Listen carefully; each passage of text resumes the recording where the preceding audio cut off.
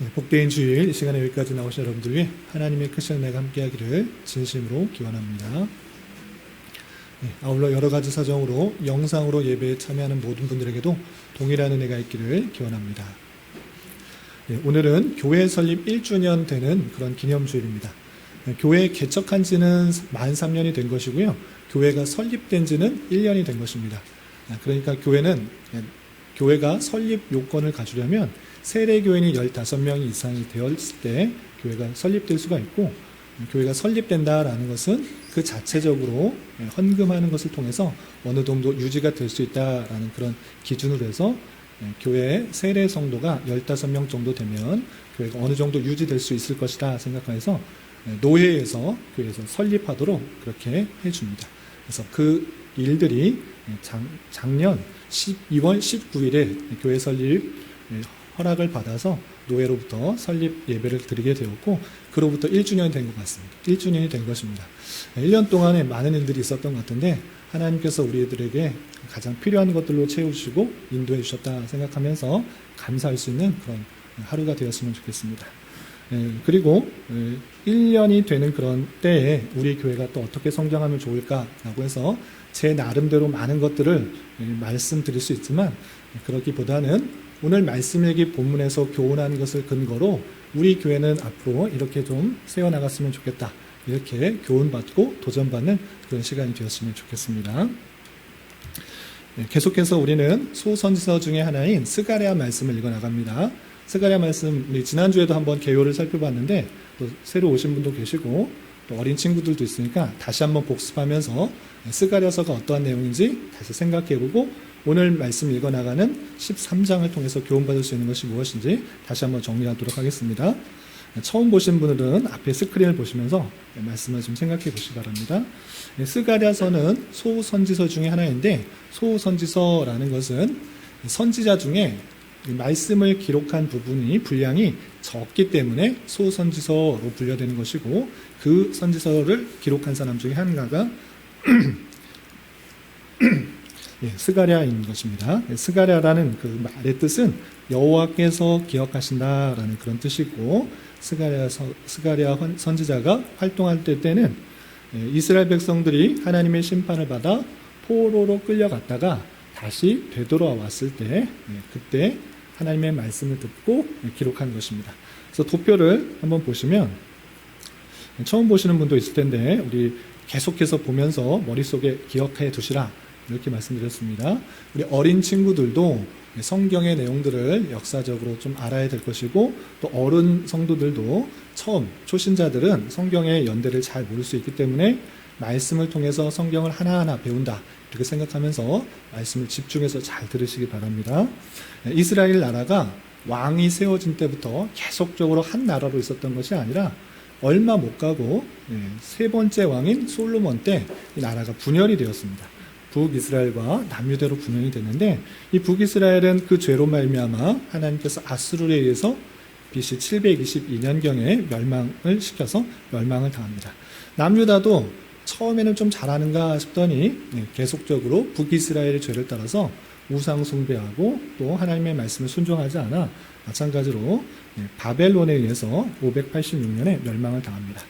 그런데 하나님께서 말 안 들으니까 이스라엘 백성들 멸망시키고 끝, 이것이 아니라 하나님께서 그들을 긍휼히 여겨주셔서 70년 약속하신 그때가 되면 다시 회복시키신다, 이렇게 말씀해 주셨던 것입니다.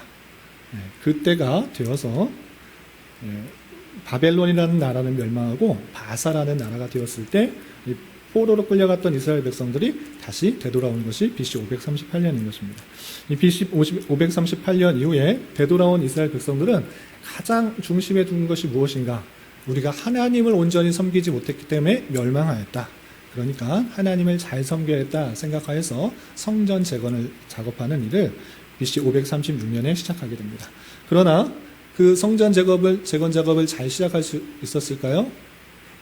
그렇지 않고 성전 재건 작업을 하는데 거기에 있던 많은 대적자들에 의해서 방해가 되는 것입니다. 그래서 대략 16년 동안 성전 재건을 하지 못했던 것입니다. 그때 학개 선지자와 스가랴 선지자가 하나님의 말씀을 받아서 성전 재건 작업하는 것이 얼마나 중요한지를 다시 한번 일깨워주고 다시 여호와 중심의 신앙들을 회복할 수 있도록 독려하는 것이 학개서와 또 스가랴서인 것입니다. 그런데 스가랴서는 성전 재건 작업하는 것에만 그 내용이 있는 것이 아니라 그 뒤에 하나님께서 어떻게 오실 것인지, 메시아가 어떻게 오실 것인지, 어떤 일들이 있을 것인지 함께 나와 있는 책이다, 이렇게 생각하시면 되겠습니다.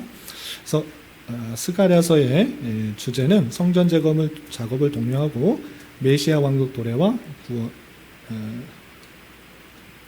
성전 재건 독려하고 성전 재건이 곧 영광스러운 메시아 왕국을 도래와 구원을 상징하는 것을 일깨워주는 그런 책이다, 이렇게 생각하시면 되겠습니다.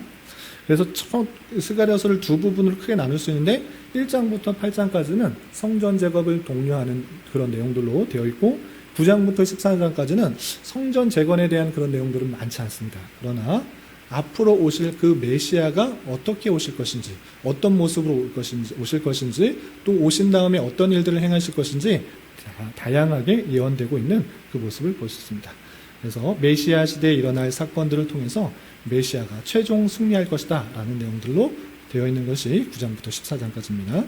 여기까지 했던 것 여러 번 반복했으니까 기억하고 있으셔야 되는데, 그리고 우리가 어제 읽었던 스가랴서 12장에서는 그날에 계속적으로 요번 13장에서도 표현되고 있지만 12장에서도 어떤 말들이 있냐, 그날에 계속적으로 반복하면서 메시아, 약속하셨던 그 메시아, 구원자가 이 땅에 오실 때 어떤 일들이 있는지 그 승리에 대해서 다양하게 표현하고 있는 것입니다. 그 내용은 여러분들 교환을 좀 참조해 주시길 바라고, 또 어제 말씀 책자를 좀 참조하시면 될 것입니다. 이렇게 그날에 있게 될 예루살렘의 승리에 대해서 말한 이후에 계속해서 13장에 그날 메시아가 이 땅에 오심으로 말미암아 어떤 일들이 있는지 추가적으로 설명하고 있는 것입니다. 그 내용들이 어떤 것인지 좀 살펴보도록 하겠습니다.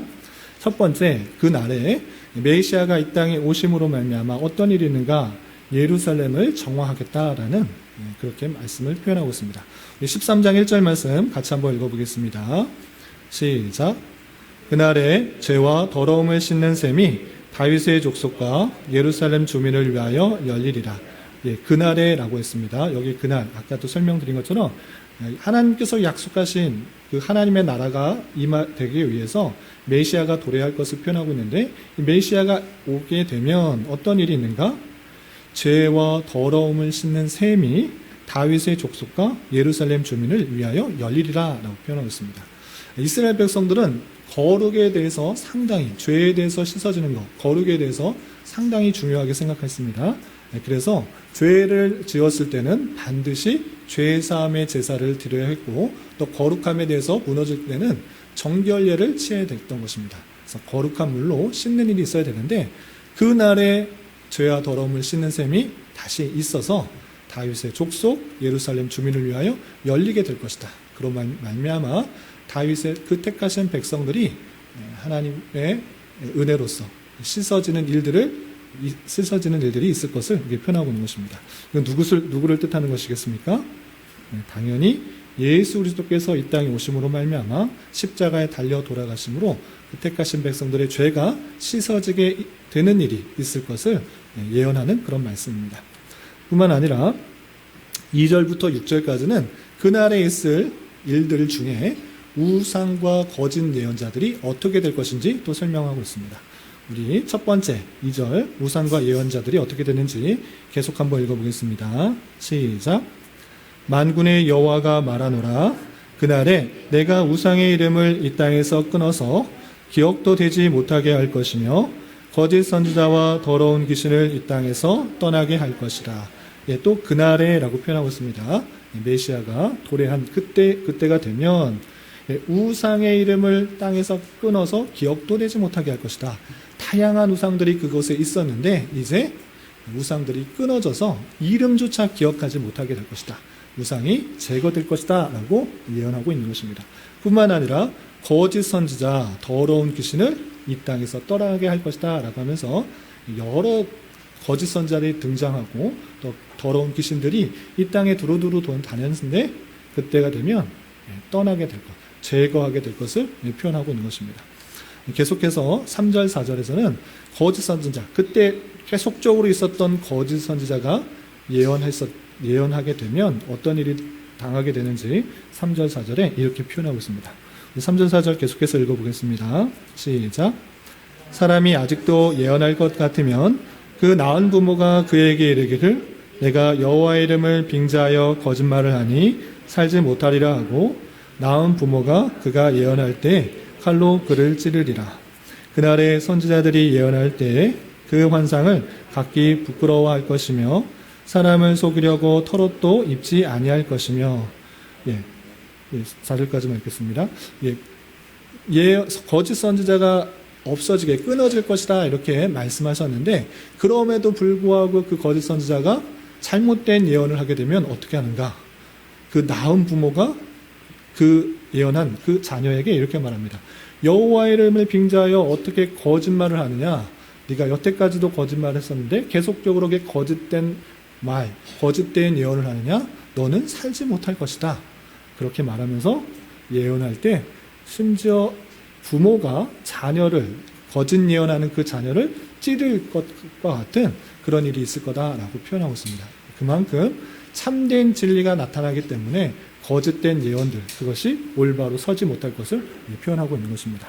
또한 선지자들이 예언할 때 그 환상을 부끄러워하며 사람을 속이려고 털옷도 입지 아니할 것이다 라고 표현하고 있는 것입니다. 자기가 거짓말을 예언했기 때문에 이제 자기가 거짓된 예언을 계속할 수가 없는 것입니다.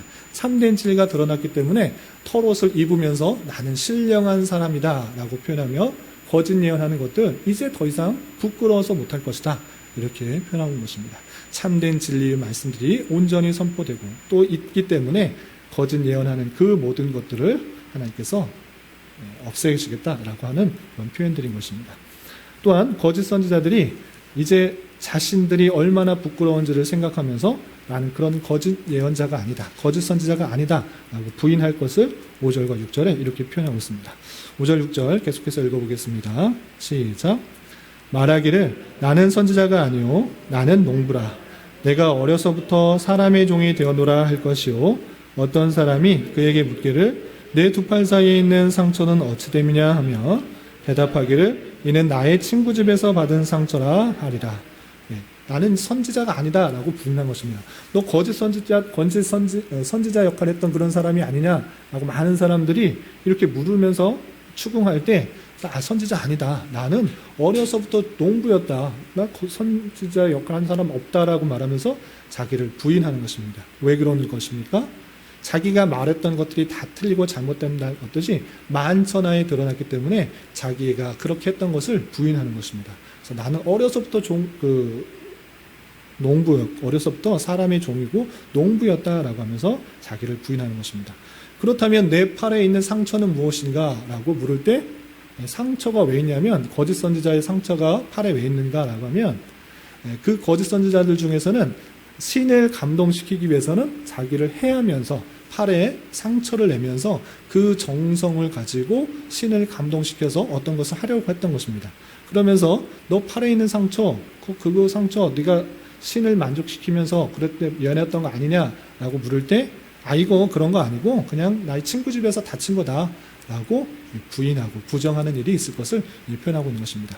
그만큼 그때가 되면 그날이 되면 거짓 선지자가 올바로 살아가지 못하고 올바로 행하지 못하는 그런 일들이 있을 것을 강력하게 선포하고 있는 것입니다. 그리고 7절부터 9절까지는 그날에 있을 그 택하신 백성들에게 임할 시험에 대해서 표현하고 있습니다. 먼저 그날에 있을 하나님께서 택하신 백성들을 구원하시기 위해 이 땅에 보내신 그 참된 목자, 그 참된 목자가 어떻게 되는지 7절 말씀 같이 한번 읽어보겠습니다. 시작. 만군의 여호와가 말하노라. 가라 깨어서 내 목자 내 짝된 자를 치라.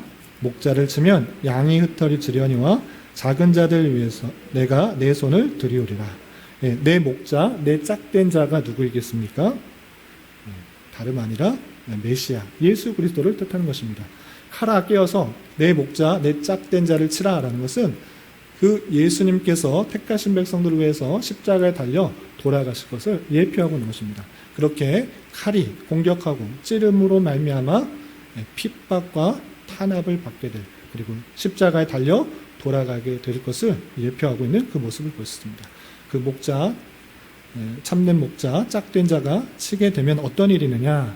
그때 양이 흩어지려니와, 거기에 모였던 그 제자들과 그를 따른 모든 사람들이 흩어지는 일들이 있을 것이지만, 작은 자들, 그 택하신 백성들을 그들 위에 내가 내 손을 들이우면서 그들과 함께 있을 것을 표현하는 말씀을 살펴볼 수 있습니다.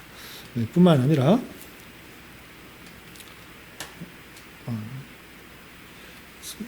좀 잘못되었는데 8절 보시면 교환을 보도록 하겠습니다. 온 땅에 심판과 구원이 있을 것을 표현하고 있는데, 우선 8절 말씀 같이 한번 읽어보겠습니다. 시작. 여호와가 말하노라, 이 온 땅에서 3분의 2는 멸망하고 3분의 1은 거기 남으리니. 하나님께서 온 땅에 심판을 선포하고 있는데, 그 3분의 2는 멸망하게 될 것이고 3분의 1은 남게 될 것이다 라고 표현하고 있습니다. 하나님께서 그 때가 되면, 그 날이 되면 심판하게 되는데 3분의 2의 사람들은 멸망하고 3분의 1은 남게 될 것을 표현하고 있는 것입니다. 근데 여기서 정확하게 모든 인구의 3분의 2가 멸망하고 3분의 1은 선택받아 구원받는다 이렇게 표현하는 것이 아니고, 심판을 받는 사람이 더 많을 것을 비유적으로 표현한 것으로 이해하시면 되겠습니다. 많은 사람들이 멸망하게 되고 하나님의 택하신 그 백성들이 남게 될 것을 표현하고 있는 것입니다. 뿐만 아니라 그 남은 3분의 1, 그 택하신 백성들의 소수, 그 사람들을 하나님께서 어떻게 이끌어 가시는가라고 할 때 9절에 보면 불같은 시험으로 그들을 인도하신다 이렇게 표현한 것을 볼 수 있습니다. 9절 말씀 우리 마지막으로 함께 읽어보도록 하겠습니다. 시작. 내가 그 3분의 1을 불 가운데 던져 은같이 연단하며 금같이 시험할 것이라. 그들이 내 이름을 부르리니 내가 들을 것이며, 나는 말하기를 이는 내 백성이라 할 것이요 그들은 말하기를 여호와는 내 하나님이시라 하리라. 3분의 온 땅을 심판하시는데 3분의 1은 멸망을 당하고 3분의 1만 거기 남은 것입니다. 그런데 3분의 1을 어떻게 하시는가? 평안과 축복으로 잘 그렇게 기르는 것이 아니라 3분의 1을 불 가운데 던져 은같이 연단하며 금같이 시험할 것이다 라고 표현하고 있습니다. 잘 아시다시피 금을 더욱더 순도가 높게, 불순물을 제거하기 위해서는 아주 뜨거운 불이 필요한 것입니다. 그렇게 뜨겁게 단련하여서 그 안에 있는 더러운 것들을 다 제거하기 위해서 불 가운데 연단하고 금같이 은같이 시험하고 연단할 것을 표현하고 있는 것입니다. 3분의 1 그 남은 사람들을 하나님께서 다양하게 성숙시키고 성장하기 위해서 그런 시험을 줄 것이고, 그들은 그 시험 속에서, 그 불같은 시험 속에서 무엇을 말하는가? 하나님의 이름을 부른다. 그렇게 부를 때 하나님께서 친히 그 음성을 들으시고, 또한 하나님께서 말하기를 너희는 내 백성이다. 그리고 그들은 하나님이 여호와 하나님이 내 하나님이다 라고 말하면서 그 언약과의 관계를 다시 한번 깨닫고, 그 깨닫는 가운데서 이 땅에서의 삶을 살아갈 것을 표현하는 그 말씀을 살펴볼 수 있습니다. 이 말씀을 통해서 우리가 깨달아야 될 것들 여러 가지가 있겠지만 세 가지로 정리하겠습니다. 첫 번째, 하나님께서 그날에 다윗의 족속과 예루살렘 주민에게 무엇을 약속하셨습니까? 그들을 위하여 죄와 더러움을 씻는 샘이 열릴 것이다 라고 약속하셨습니다. 이것은 다른 것이 아니라 예수 그리스도를 예표하는 말입니다. 구약시대에 정말 중요한 것 중에 하나가 무엇인가 라고 할 때 죄사함이 중요했습니다. 하나님께 나아가기 위해서는, 하나님께 은혜를 받기 위해서는 그 죄가 있을 때는 나아갈 수도 없고 하나님께서 원하시는 것들을 이루지 못했던 것입니다. 그래서 제사 제도를 계속적으로 알려주고, 또 정결과 거룩을 위해서 정결례를 계속적으로 알려주는 다양한 말씀들이 있었던 것입니다. 그런 것은 왜 있는가? 하나님께로 나아갈 수 있는 유일한 방법이 거룩과 정결과 죄사함을 통해 갈 수 있다라는 것들을 보여주고 있는 것입니다. 그러면 그 모든 것들이 누구를 가리키는가? 예수 그리스도를 예표하는 것입니다. 이제 신약시대 그 날이 되면 그 예수 그리스도로 말미암아 죄사함을 얻을 수가 있고, 그로 말미암아 주님께 담대히 갈 수 있다라는 것들을 알려주기 위해서 보여준 것이고, 실제 그 날이 되어서 예수 그리스도께서 지금으로부터 약 2000년 전에 이 땅에 오시고 십자가에 달려 돌아가심으로 말미암아 택하신 백성들의 죄를 다 씻어준 것입니다. 우리는 그의 보혈로 죄와 더러움이 씻겨졌다라는 사실을 우리는 잊지 말아야 될 것입니다. 내가 죄로 말미암아 죽어야 되는데 그렇지 않고 예수 그리스도께서 이 땅에 오셔서 우리의 모든 죄를 대신 지고 십자가에 달려 돌아가셔서 죄를 용서해 주셨다, 죄를 씻게 해주셨다라는 것들을 온전히 믿어야 될 것입니다. 이것이 믿어지는 은혜가 저와 여러분들 가운데 함께하기를 진심으로 기원합니다. 이것을 진심으로 믿어지게 된다고 하면, 예수 그리스도의 죄사함의 능력들을 진실로 믿게 된다고 하면 내 안에 정말 하나님께 감사와 찬송이 넘쳐야 될 것입니다. 더욱더 감사와 찬송을 올려드리는 자가 되어야 될 것입니다. 이것과 관련하여서 우리 교회가 어떻게 나가면 좋을까 한 번 더 생각해 봤는데, 우리 교회는 계속적으로 예수 그리스도의 사죄 은총의 복음이 선포되는 교회가 되어야 될 것입니다. 무슨 말이냐? 이 강단에서 도덕적으로, 율법적으로 잘 거룩하게 사는 삶만 선포되어서는 안 된다는 것입니다. 강단에서는 계속적으로 복음이 선포되는 것입니다. 죄와 또 죄사함의 은혜, 하나님의 놀라운 은혜가 선포되는 복음이 있어야 된다라는 사실입니다. 가만히 여러분들이 제 설교를 들으신 분은 아시겠지만, 또 오늘 설교집이 선물로 나가는데 설교집을 보시면 아시겠지만, 세 개의 교훈 중에 적어도 하나는 무엇이 있었느냐? 예수 그리스도에 대한 복음이 있었습니다. 그럼 무엇이냐? 그냥 이 자리에 앉아있지만 실제적으로 예수님을 정말로 경험했는가?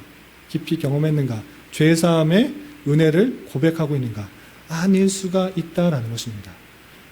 다양한 이유로 이 자리에 앉아있지만 정말 예수 그리스도를 내 죄를 사해 주시는 그분으로 믿고 있는가가 정말 중요한 것입니다. 이 자리에 앉아있으면서도 하나님께서 나에게 복 주시길 바라고, 풍성하고 또 잘되는 복, 형통하는 복, 그냥 마음이 평안하길 바라는 복만 바라는 경우도 있을 수 있지만, 그런 것은 교회에서 말하고 있는 그 내용들이 아닌 것입니다. 참된 진리가 무엇인가 라고 할 때, 우리는 다 죄로 말미암아 하나님의 심판을 받아야 하지만, 하나님의 말씀에 비추어서 내가 참으로 거룩하지 않고 더럽고 죄가 많은 내 생각만 하고 내 계획만 가지고 하나님의 원하는 것들은 전혀 행하지 않는 그런 죄인이과를 깨달아. 그 심각성을 깨달아. 내가 정말 심판받아야 되는 자이구나. 정말 하나님의 말씀에 심판받아야 마땅한 자임에도 불구하고 예수 그리스도께서 그 모든 죄악들을 나를 대신하여 사해 주셨구나를 깨닫는 것이 되어야 되는 것입니다. 여러분들 마음속에 그것이 확고하게 자리 잡고 있는가? 그렇지 않다고 하면 저는 계속적으로 이 말씀을 드릴 수밖에 없고, 또 이 자리에 오늘도 여러분들이 오셨는데 새롭게 오시는 분들마다 그 죄사함의 복음, 그것이 확인되고 점검되어야 되는 것입니다. 이 자리에 와서 앉아있는 이유가 무엇입니까? 내가 더 형통한 일들이, 또 복된 일들이, 기쁜 일들이 많으면 좋겠다. 그것보다 선행되어야 되는 것은 내가 심판받아야 되는 죄인이지만 그 예수 그리스도의 은혜로 말미암아, 죄사함의 은혜로 말미암아 내가 구원받았고 하나님의 그 영원한 생명에 동참하게 되었다는 것을 깨달아야 되는 것입니다. 원하기는 이 자리에 앉아있는 여러분 모두가 그 예수 그리스도의 보혈의 그 사랑들을 깊이 깨달아 온전히 믿고 감사 찬송이 끊이지 않는 그런 여러분이 되시기를 주님의 이름으로 부탁을 드립니다. 그리고 우리 교회가 그 예수 그리스도의 사랑을 계속적으로 선포하여 오고 오는 사람들마다 그 사랑들을 깨닫고 변화되어 삶이 바뀌는 일들이 있어지기를 기원합니다. 두 번째 생각할 것은 하나님께서 그날에 우상들과 거짓 예언자들을 어떻게 하신다라고 하셨는가를 생각해 봤으면 좋겠습니다. 우리 도진이나 의진이가 잘 들었는지 모르겠네요. 그날이 되면 우상들, 거짓 예언자들 어떻게 하신다고 하셨을까요? 하나님께서 계속 놔둔다라고 했을까요? 아니면 없애시겠다라고 했을까요? 없애신다고 그랬죠. 그리고 거짓 예언하는 사람들 다 부끄러워서 나 부인하고 안 했다고 그러고, 혹여나 거짓 예언을 하면 부모가 어떻게 한다고 그랬어요? 부모가 너 왜 그렇게 그런 이야기를 했느냐라고 심지어 죽이는 일까지 있을 것이다 라고 말하면서 절대 그런 이야기 할 수 없도록, 거짓 예언할 수 없도록, 거짓 이야기 할 수 없도록 그런 일들이 있을 것이다 라고 말씀해 주셨습니다. 이해가 됐죠? 네, 그렇다면 그날에 그런 일들이 없어야 되는데 오늘날 어떻습니까? 아직 완성되지 않은 하나님의 나라이기 때문에, 이미 왔지만 아직 완성되지 않은 하나님의 나라이기 때문에 하나님의 말씀을 가지고 다양하게 오류를 하고 다양하게 전파하는 수많은 이단들이 있다는 사실들을 우리는 유념해 봐야 될 것입니다. 하나님께서 그것을 얼마나 싫어하시는지를 보여주는 말씀인 것입니다.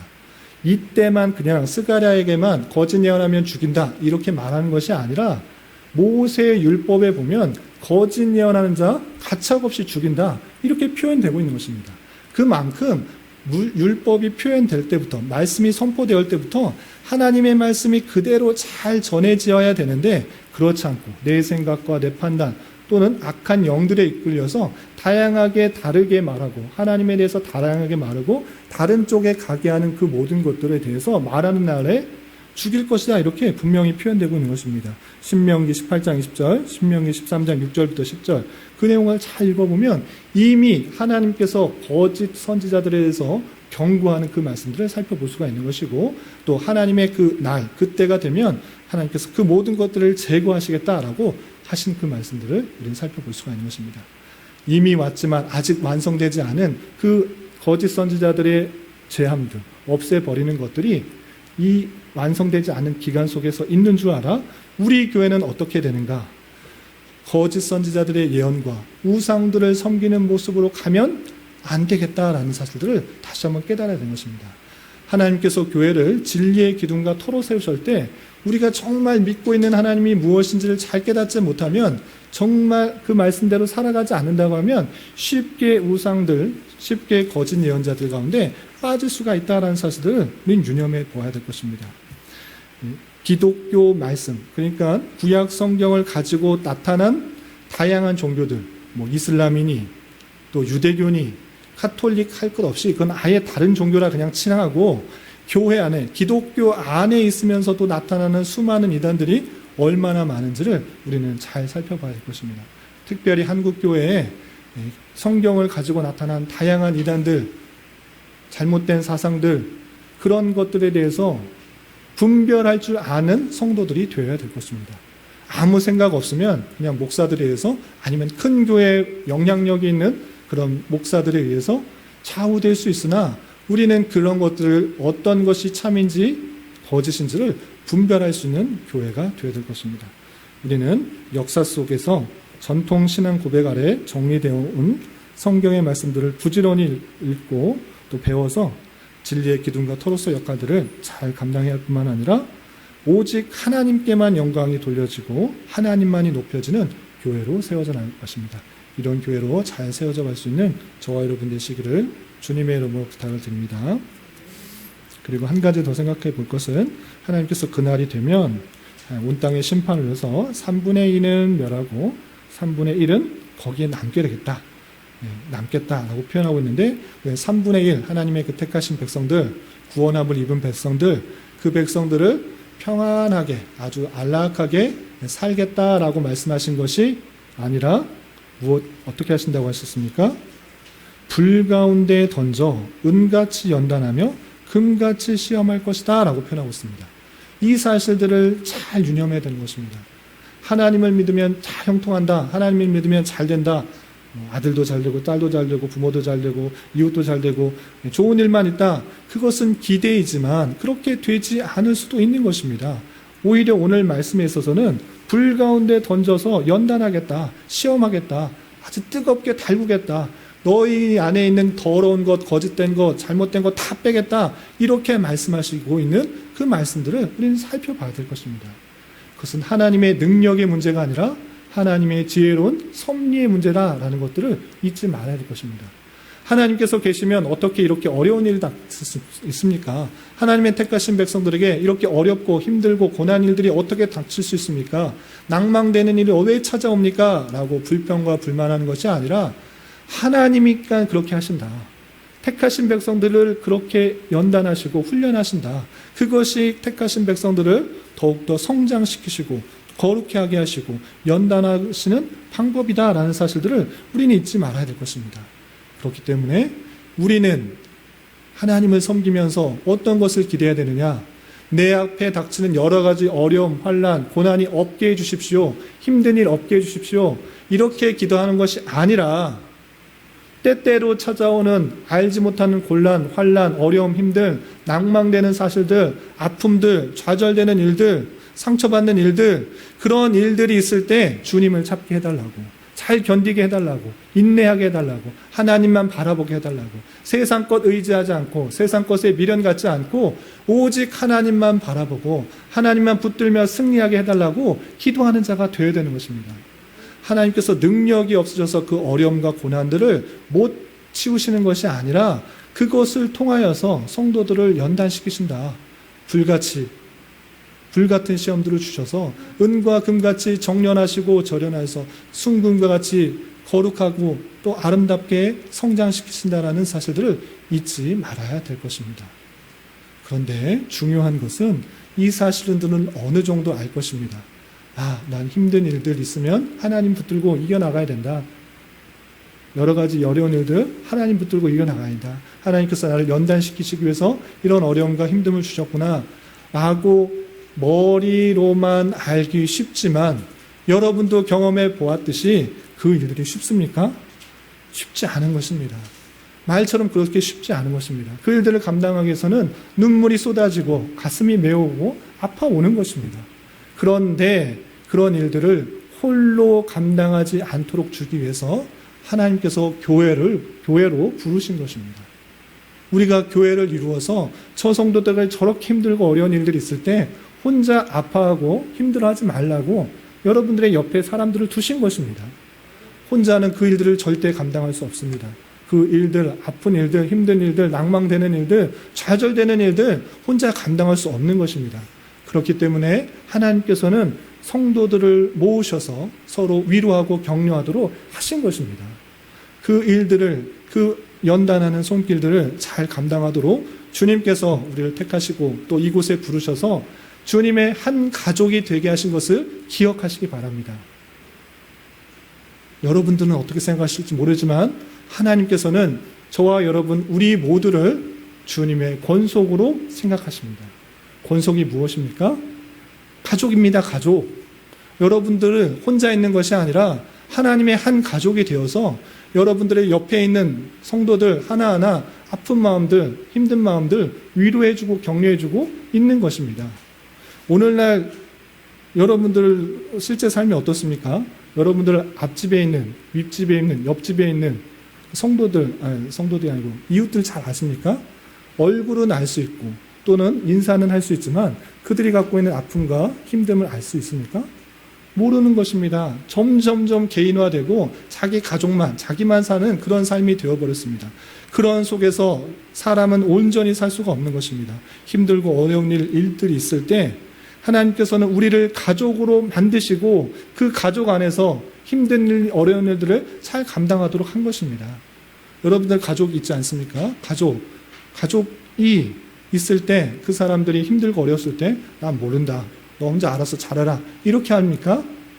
일어나길 바라고 다시 한번 세워지길 바라고 힘내길 바라는 것이 가족인 것입니다. 그러한 모습이 우리 교회 안에 온전히 드러나기를 바라는 것입니다. 저 상도는 어떻게 했는지 상관없다. 이렇게 판단하고 모르는 척하고 외면하는 것이 아니라 주님께서 우리를 교회로 부르시고 서로 섬기고 나누도록 하였으니까 저 성도가 어떤 것으로 고민하고 아파하고 힘들어하는지를 위해서 기도하고 또 격려하고 그 사람이 잘못한 것을 정죄하는 것이 아니라 정죄하는 것은 가족이 아닙니다.